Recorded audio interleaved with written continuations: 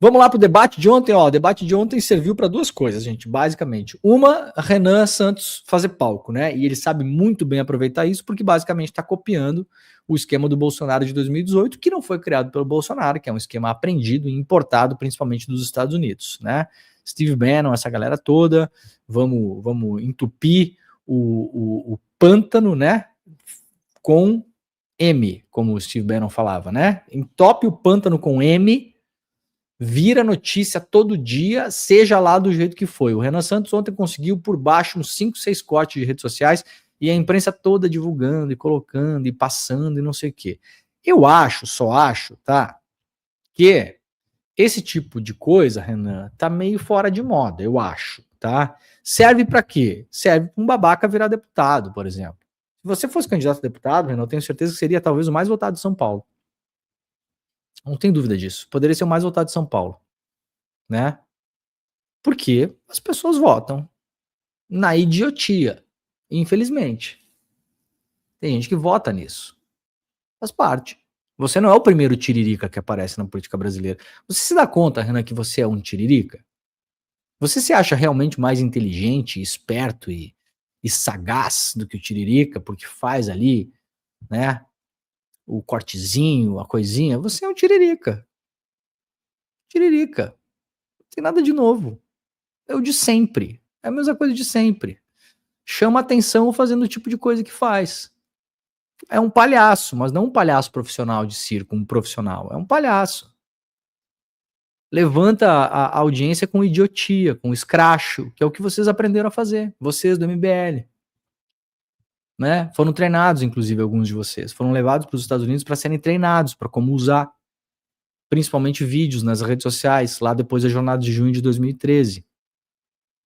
Reportagem do Intercept, na época, lá nos Estados Unidos, sobre a rede Atlas. Quem tiver dúvida, procure aí, documentada, absolutamente documentada, mostrando que vocês foram pegos aqui no Brasil, depois das tais jornadas de junho, e levados para os Estados Unidos para serem treinados. Então vocês nem originais são.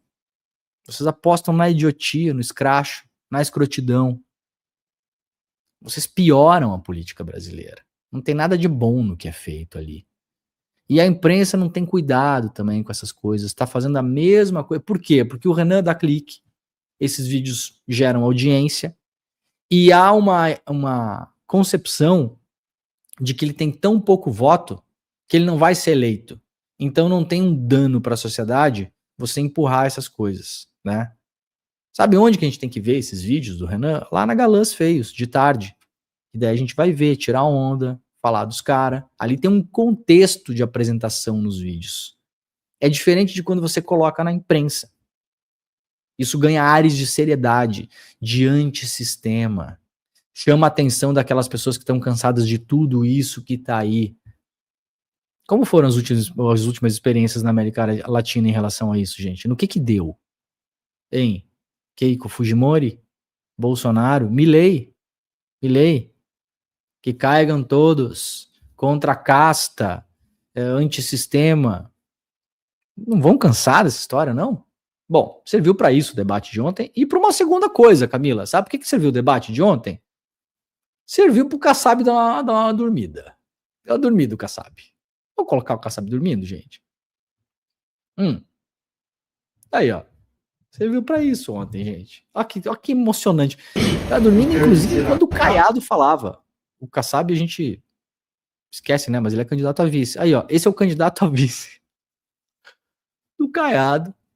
O Caiado falando e o Kassab dormindo. Olha lá. Pra não deixar mentir. O Caiado tá falando. O Caiado está falando. E o vice do Caiado tá dormindo. O Caiado, parece que o seu vice não tá muito empolgado com essa candidatura, não. Opa, acordou. Eita, falei. O que eu falei aí? Ô, Caiado, vamos anotar exatamente o que você falou nesse momento aí, que o Kassab acordou. Tá falando do que, Caiado? Deve estar falando do Lula. É? Ai. Serviu para duas coisas o debate da Band ontem, gente. Tá aí, ó.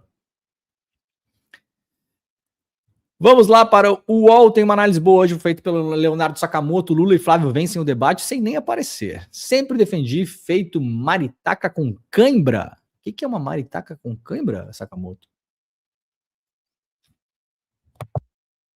Que candidatos a cargos no Poder Executivo devem comparecer a debates. Eu acho que deveria ser, agora sou eu falando, não, Sakamoto, eu acho que deveria ser obrigatório o candidato aparecer.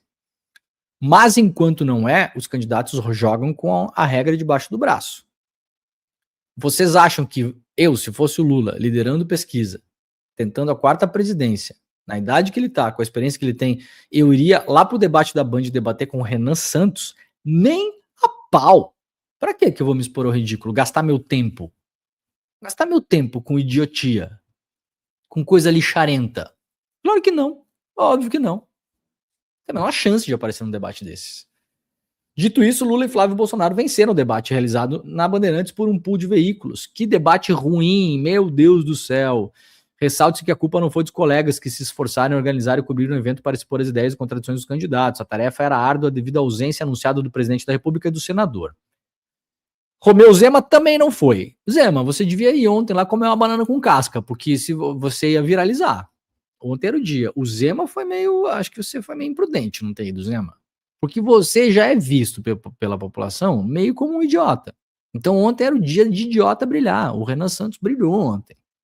Ontem era um dia maravilhoso para isso. Zema, comer uma bananinha com casca, perguntar se a Adélia Prado trabalha na rádio, que você tá dando entrevista. Mas essas coisas inteligentes que você faz, né? Com aquele sotaquezinho, né? Que meio que parece assim uma pessoa muito simples, mas que tem assim 200 milhões no banco, né? Ai, com a simplicidade da minha conta bancária, né, Zema? Bobeou, devia ter ido. O Sakamoto vai nessa linha de análise, está publicado lá no UOL de hoje. Vamos lá rapidamente, só para um vídeo que eu achei muito engraçado que está rolando nas redes sociais. Ontem em Minneapolis, nos Estados Unidos, alertou aqui lá no Twitter o Jurunense, na verdade, né, que é um fotógrafo que eu sigo lá no Twitter há um bom tempo, aliás. Em Minneapolis, o nazista Jake Lang, diz aqui o jurunense, um vagabundo que invadiu o Capitólio, já foi até preso, marchava com cartazes racistas, até que apareceu um Homem-Aranha para distribuir soco e bicuda nele. Cadê o Homem-Aranha, cara? Eu quis trazer isso aqui hoje, porque segunda-feira, só pra gente ficar um pouco animado, olha como as coisas podem ser, né? O Homem-Aranha tá bombando no cinema aí, filme novo, aquela coisa toda. E aí, Camila, temos o Homem-Aranha dando-lhe pau. Eu te mandei esse vídeo, Camila? Será que mandei? Mandei. Aí, ó. O vídeo 3, Camilinha. O Homem-Aranha descendo a borracha na estrada lá nos Estados Unidos. Vai, Spider! Olha aí, ó. O Homem-Aranha pulou em cima de um carro e sentou-lhe a borracha nos caras, bicho. Que maravilha, cara. E a polícia defendendo a nazistada, né? Essa é a liberdade dos Estados Unidos, né? A liberdade de você ser nazista. A liberdade bonita. De imprensa não é tão boa assim, porque se o judiciário achar que você tem que liberar o nome de uma fonte sua, você pode ir até preso nos Estados Unidos, tá? É pior do que no Brasil. A nossa lei é melhor em relação a isso. Bem melhor, aliás. Tá? Mas o Spider, pô, deixa o Spider, polícia. Se bem que o Spider-Man tem uma relação difícil com a polícia nos filmes, né? Uma hora ele é aliado, outra hora ele é visto como vilão. Tem essa coisa, né? Parabéns, Homem-Aranha. Muito bem. Tem que sentar-lhe o pau mesmo nesses caras, sentar a borracha.